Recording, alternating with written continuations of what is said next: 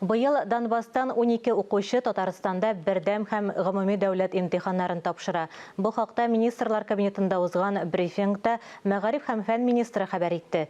Илсур Хадиуллин билгеләп үткәнчә, балаларга ярдәм итәргә, имтиханнарны тапшыру өчен уңайлы шартлар тудырырга кирәк.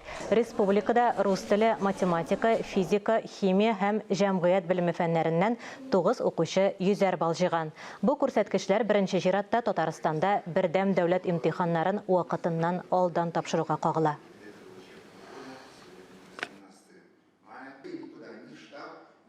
İkincisi Luganski, Donetsk республикаларынан килгән балаларга без шартлар тудырдык. Алар безнең 11 классларда 12 бала, 9 сыйныфларда 7 бала.